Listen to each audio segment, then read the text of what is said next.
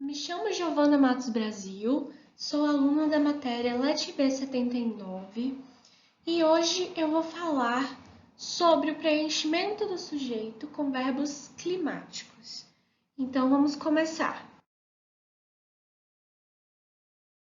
Agora começaremos, com a introdução e seguindo a proposta da inversão locativa de Avelar, em 2009. O que acontece? Acredita-se, igual eu coloquei aqui no slide, que o sintagma nominal dos verbos climáticos é um locativo que se deslocou para a esquerda do verbo, né? E o que acontece? No caso, ele aparece como um sujeito, né? E aí eu também trouxe o quê? O português brasileiro está com tendência ao preenchimento do sujeito, né? E mais tarde nós veremos o porquê disso. E há algumas formas de preenchimento desse sujeito, que merecem algum tipo de destaque, né? Como a gente vai estudar agora sobre os verbos climáticos, né? E aí, lendo o texto, vendo a pesquisa do professor Natival, há um levantamento em redes sociais que são famosas, né? E a gente vem com alguns exemplos, que estão aqui demonstrados, que como é o caso de algumas cidades nevam no inverno ou todos os dias choveram muito, né? E o que tem de hipótese, com esses dois exemplos, que foram registrados aqui? A hipótese é que esse tipo de preenchimento, ele pode ser uma construção de tópico sujeito dentro das propostas de Pontes e Galvez, ou é o caso de uma inversão locativa, que baseia-se nos estudos de Avelar, Então a gente tem agora eu vou fazer até uma breve contextualização para a gente já entender melhor sobre esse assunto. E a inversão locativa de Avelar, em 2009, mostra, que há um determinado padrão no que diz respeito ao sintagma, que é o sintagma locativo, trazendo exemplos que fazem esse determinado padrão, a depender, claro, da posição em que a gente vai encontrar o locativo e a depender da posição que encontraremos o verbo e os dois ali, formando a frase, o texto, enfim. Agora nós vamos falar da teoria de princípios e parâmetros proposta por Chomsky. E o que acontece? A gramática universal ela é composta por princípios e parâmetros, E o que são esses princípios e parâmetros? Bom, os princípios são as regras compartilhadas, por todas as línguas naturais. E já os parâmetros se ramificam, de um princípio e sempre com valor binário, pois é uma característica que a língua pode ou não apresentar. E aí a gente vem, com o princípio de projeção estendido, que é nada mais nada menos o que garante que toda sentença de qualquer língua que exista nesse mundo que tenha o sujeito. E aí, porém, há línguas que não realizam sujeito. Eu dou até um exemplo do espanhol, que é uma língua de sujeito nulo.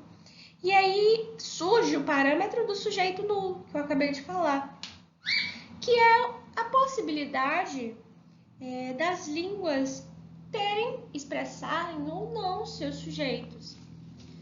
E aí, a realização de um sujeito, ela relaciona-se à grade argumental dos verbos, né? A qual ela tem a ver com os argumentos que os verbos tendem a selecionar para que satisfaça as exigências ali que existem, né, de forma semântica, de forma sintática. E aí, desse modo, a gente tem alguns casos que vamos tratar no próximo slide.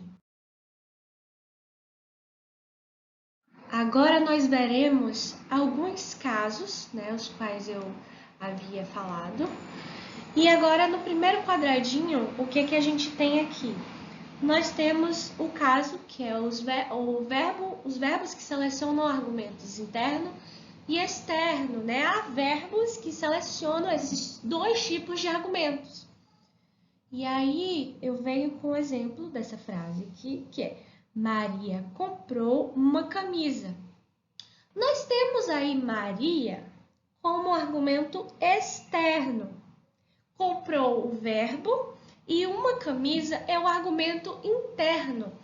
Então, o que a gente tira dessa situação? A gente tira desse exemplo que esse verbo, ele seleciona esses dois tipos de argumentos, né? E agora a gente vai para o quadradinho 2, que temos aqui verbos que selecionam um interno e dois externos. E o exemplo é: Cauã pagou a dívida a Débora. Então, a gente vem com três tipos de argumentos, os quais o verbo da frase, que é o pagou, seleciona. Já no caso 3, que é o quadradinho 3, temos verbos que selecionam apenas argumentos internos. E agora o exemplo é: há o verbo pessoas na sala. Então, a gente pode tirar como conclusão que dessa frase, esse determinado verbo apenas seleciona argumentos que são internos. E o caso 4 são verbos que selecionam apenas o externo, apenas o argumento externo. E aí a gente tem agora o exemplo, que é: a professora trabalhou muito ontem. O único argumento que o verbo da frase ele está selecionando é o externo. Poxa, quem trabalhou muito ontem? A gente fala a professora, né? E agora nós vamos ver no próximo slide um caso à parte, né? Um caso que é mais diferente que esses que estão aqui. Esses são mais padrão e o outro é um pouco mais diferente e tem a ver totalmente com o que estamos trabalhando agora, né? Que é o preenchimento do sujeito com verbos climáticos. Agora nós temos aqui o caso que é um pouco mais diferente do que a gente viu agora, aqueles 4 que nós vimos agora, né? Que é o verbo que não seleciona argumentos. E aí o que acontece? É o caso do que estamos trabalhando agora, que é o caso dos verbos climáticos, né? E aí eu trouxe alguns exemplos. Choveu. Olha, o verbo não perde nenhum tipo de argumentação para que a gente satisfaça as exigências semânticas ou sintáticas. Não perde, né? É igual está relampejando. Não perde também argumentos, né, que satisfaçam nenhuma exigência, seja ela semântica, seja ela sintática. Ele não perde, né? Então, é um caso mais diferente do que os outros e é exatamente o que nós estamos trabalhando. Agora nós vamos falar sobre a diferença que existe entre o português europeu e entre o português brasileiro. E a gente tem de diferença, né, no que estamos trabalhando, que o português europeu ele comporta-se como a língua de sujeito nulo, né? Já o português brasileiro, como foi dito no slide da introdução, há uma tendência ao preenchimento do sujeito, como está até escrito aqui nesse slide. E a gente vem agora, né? Segundo Duarte, em 1996, ele aponta que a tendência à marcação plena do sujeito coincide com a diminuição do paradigma verbal. Ou seja, as línguas, né, que a gente tem como o italiano, o espanhol e o português europeu, claro, eles admitem, parecem admitir, os sujeitos nulos em função da sua morfologia verbal, né, ainda ser algo mantido. E no que diz respeito à relação específica entre um morfema e uma forma pronominal, e aí a gente tem o português brasileiro, ele perde essa referência direta. O morfema verbal não consegue mais ser algo que distingue, né? Que venha a satisfazer as exigências que há na semântica, as exigências que vem a ter, que são umas exigências sintáticas e vários tipos de exigências, né, que temos na língua. E esse morfema verbal, ele não consegue mais suprir essas necessidades, né, e nem é algo que é distintivo, não tem como ele ser distintivo. E aí é necessário que tenha o sujeito, né, na sua forma ali plena de sujeito. E aí a gente vem com a redução do paradigma flexional verbal, segundo Galvez, que evidencia a perda da distinção entre a segunda e a terceira pessoa do discurso, né? Então hoje em dia a gente não tem mais essa distinção, né, entre a segunda e a terceira pessoa. Então fica mais complicado da gente não precisar utilizar o sujeito. E outra situação semelhante é entre a forma, né, que a gente tem de primeira pessoa, nós, e a forma agente, que acaba numa frase, enfim, ficando na mesma forma. Então, o sujeito é realmente muito necessário para que tenha a satisfação das exigências, né, que sejam elas semânticas, sintáticas e por aí vai. Agora nós vamos falar dos verbos climáticos, que é o principal, que são os verbos que estão relacionados aos fenômenos da natureza, né? Aos fenômenos meteorológicos e tendem a se realizar, né, sem a presença de argumentos, como vimos, porque ele não seleciona nenhum tipo de argumento, nada. E aí a gente tem que, apesar disso, esses verbos eles costumam ser realizados como adjunto adverbial, que geralmente é preposicionado e pode apresentar noções de tempo, como a gente está expresso na primeira frase, né? Que choveu ontem em Salvador. Então a gente tem a noção de tempo ontem, choveu ontem, a gente sabe que choveu ontem. E a gente também pode ter a presença de diversos outros, né? Que é frequência, a gente tem intensidade, como tem na frase que faz frio demais, né? A gente tem a noção de intensidade. E o que mais tem, que é a toponímia, que é o lugar, né? A gente mais tem de lugar. Então, choveu ontem. Choveu ontem onde? Em Salvador. A gente tem o lugar representado na frase. E é o mesmo caso, né? Do faz frio demais. Faz frio demais onde? Faz frio demais aqui, né? Então, há essa questão né, dos adjuntos adverbiais que eles representam e complementam a frase, não necessariamente sendo um argumento, né? Não necessariamente o verbo climático está pedindo um argumento, Não, ele não pede um argumento.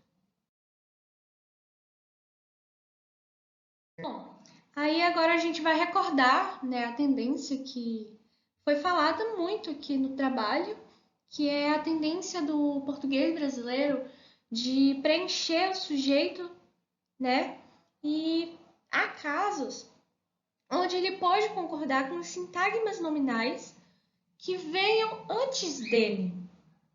E aí, em função desse fato, esses sintagmas eles tendem a desencadear a flexão do verbo, como sendo o caso da primeira frase, né?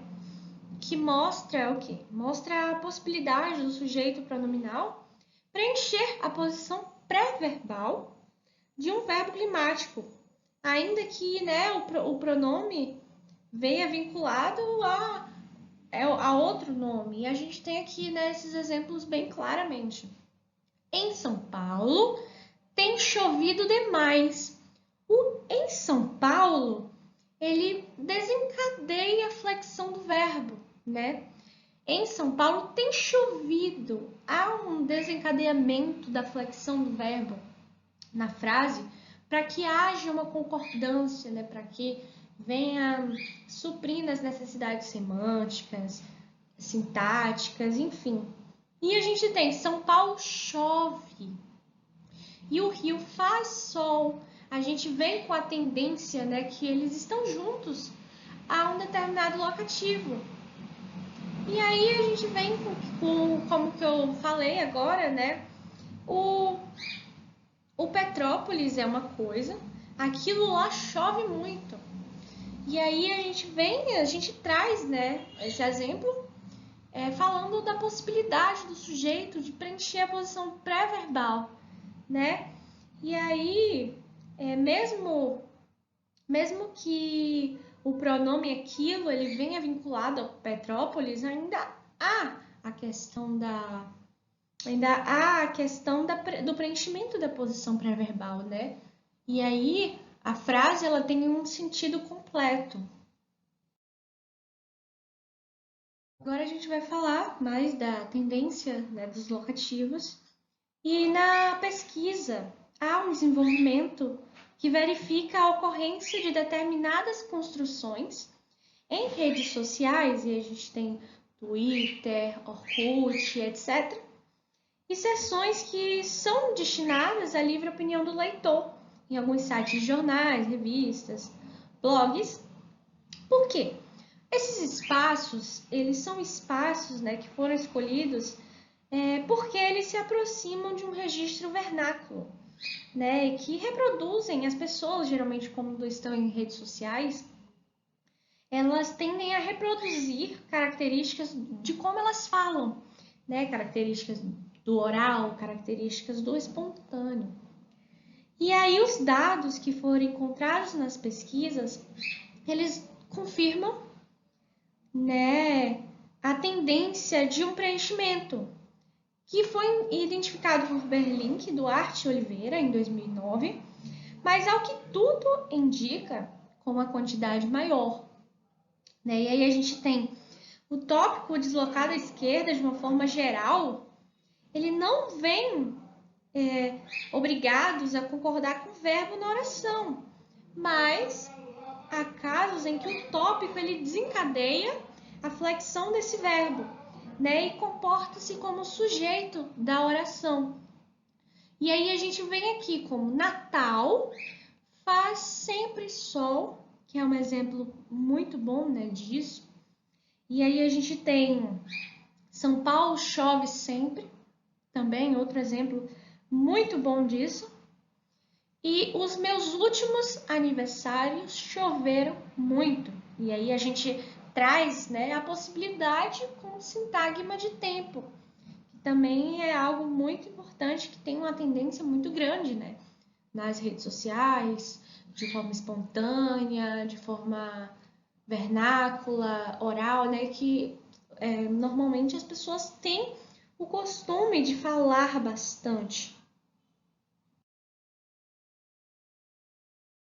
Ok, agora nós vamos falar, né, sobre o tópico sujeito, que é uma das hipóteses para esse preenchimento, né, do sujeito com os verbos climáticos.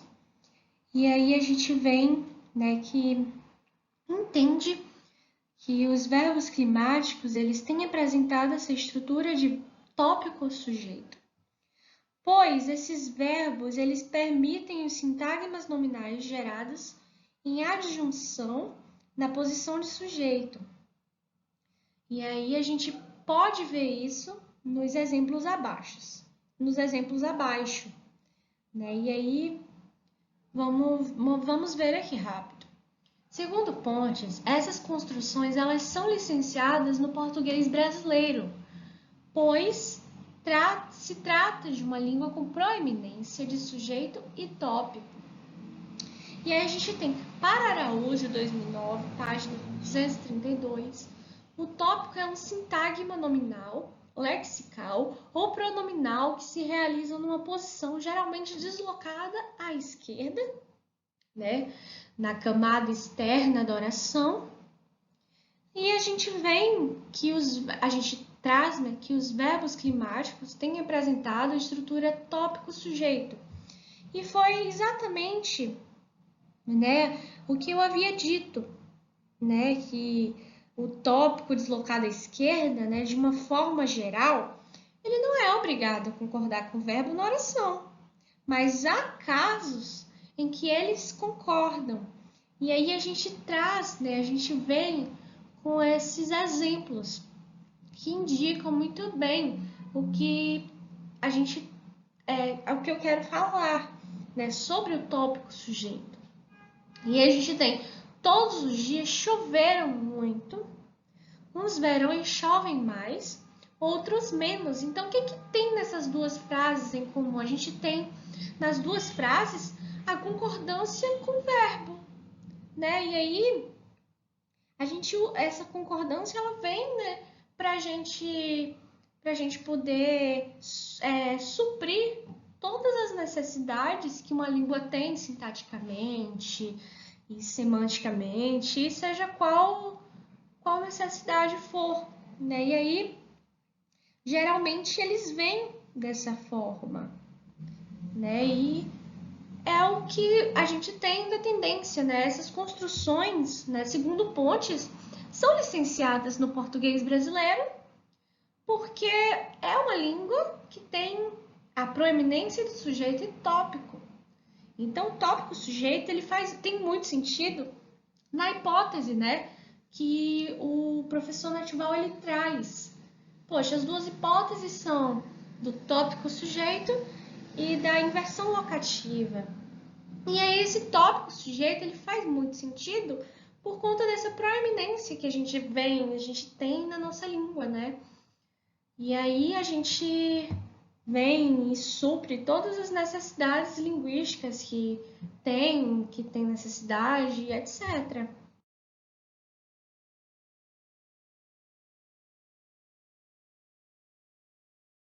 Pronto, agora nós vamos vir, né, com Pontes, que apresenta uma construção que envolve o verbo ventar, né? E aí a gente tem aqui o verbo ventar, essa janela não venta muito.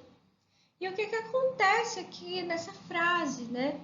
A frequente ocorrência de um sintagma não preposicionado ser realizado anteposto ao verbo e desencadear sua flexão. E é o que acontece no exemplo, né, que eu trouxe. Essa janela não venta muito, apresenta a construção do verbo ventar. E aí a gente tem os casos abaixo agora, que são os verbos climáticos nevar, ou fazer frio, fazer sol, que são realizados como sujeitos preenchidos. E aí o que acredita? Acredita que esses sujeitos são frutos, né, de deslocamentos de termos adjungidos ao verbo que, ao passar para a posição pré-verbal, né, desencadeia a flexão do verbo.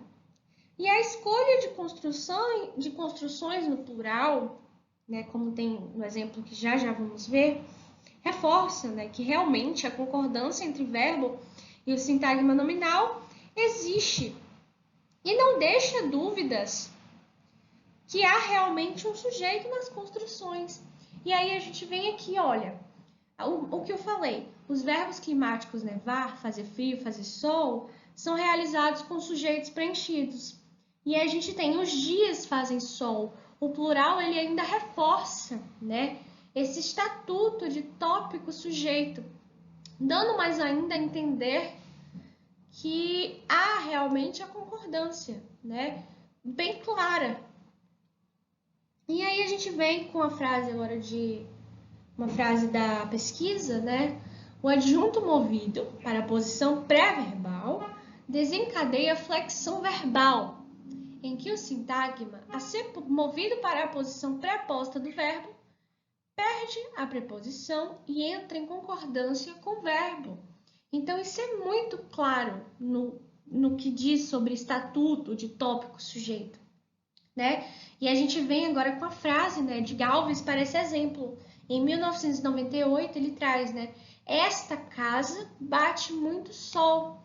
É um exemplo, né, que mostra a flexão verbal que é desencadeada devido à posição pré-verbal, né? E aí a gente vem com o sintagma que ele é movido à posição preposta do verbo, entrando em concordância com o verbo.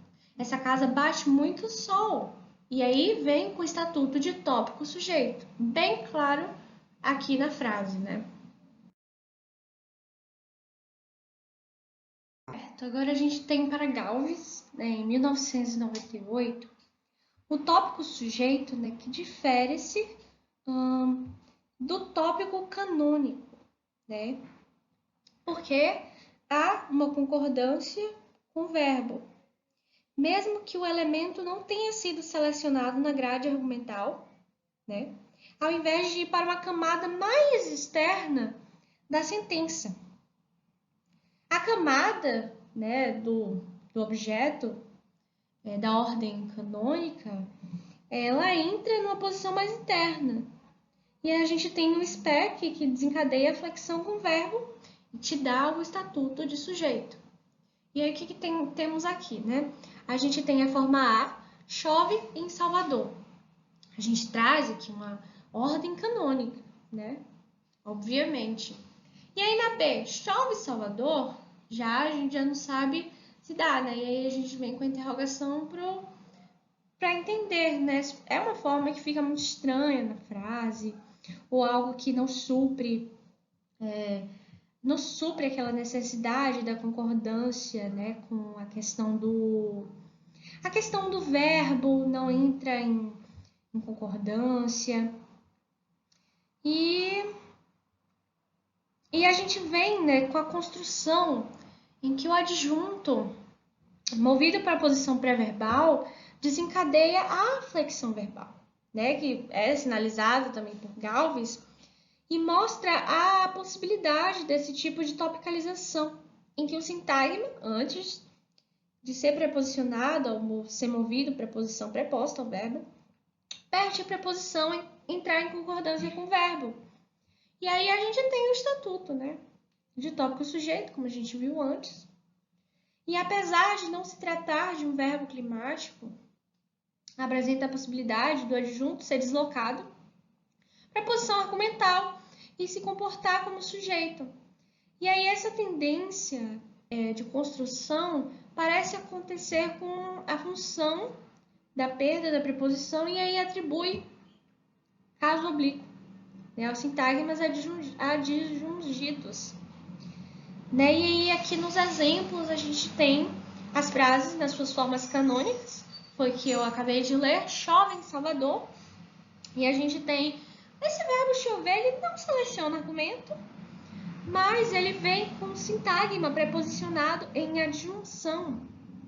E aí, nesses casos, a preposição ela é responsável por atribuir caso oblíquo, né, aos sintagmas, que é Salvador, que é chove em Salvador, e a gente tem São João, chove no São João. A gente tem um sempre, mas não vem ao caso, agora chove no São João. E aí atribui caso oblíquo nesses sintagmas. delas, né? Respectivamente, a gente tem Salvador e a gente tem o São João. E aí, o que acontece? No B, a gente já vem com as construções sem preposição. Chove, Salvador.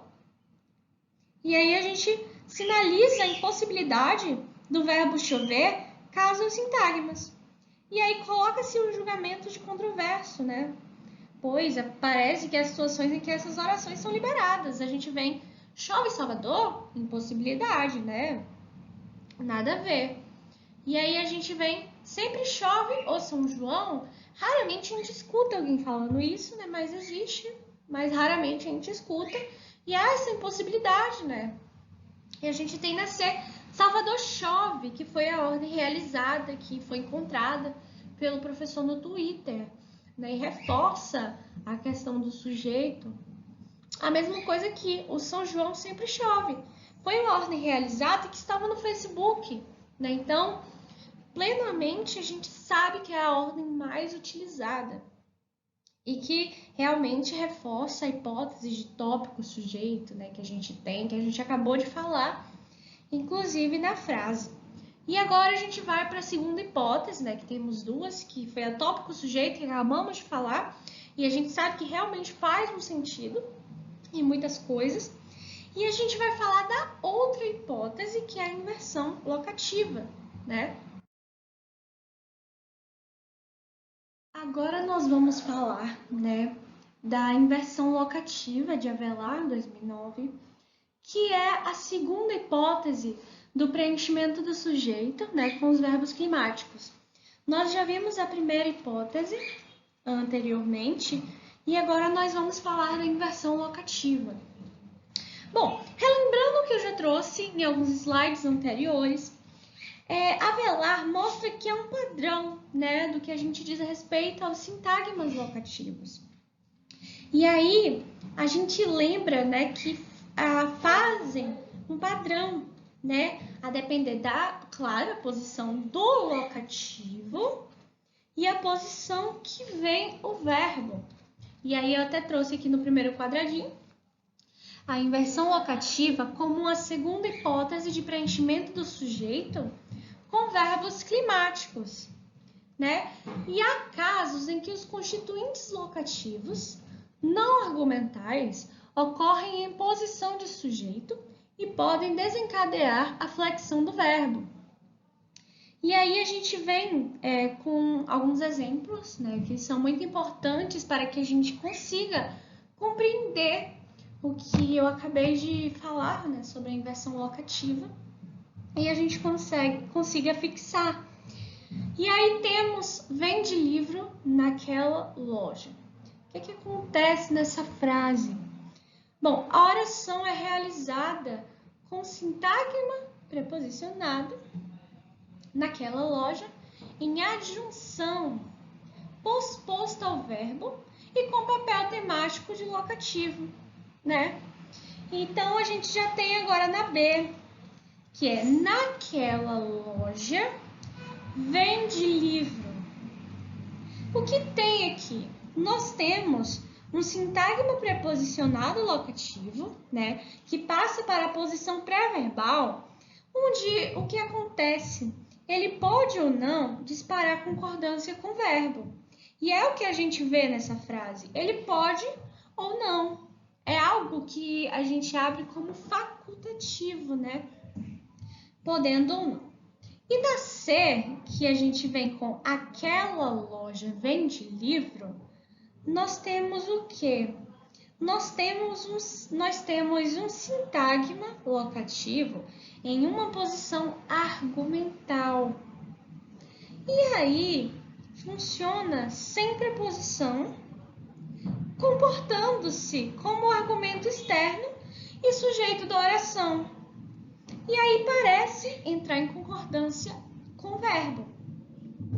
Aí eu trouxe uma frase que tem, né, tem o verbo climático, enfim, que eu acho que vai especificar e exemplificar muito melhor do que as outras que não tem. E a gente tem aqui, várias cidades gaúchas também fizeram calor de 30 graus. Então, o que a gente tem aqui? Esse exemplo, né? A gente tem desse exemplo o verbo fazer calor. E ele tem um sintagma, que eu não sei se vocês perceberam, que está à sua esquerda. E aí acontece dele entrar com concordância, né? E aí a gente percebe que ele entra em concordância para suprir as necessidades que são da sintaxe, que são da... Enfim, suprir as necessidades que nós temos, né, de conseguir argumentar, né, de satisfazer as exigências semânticas e sintáticas da frase. E aí, essa concordância vem para fazer isso.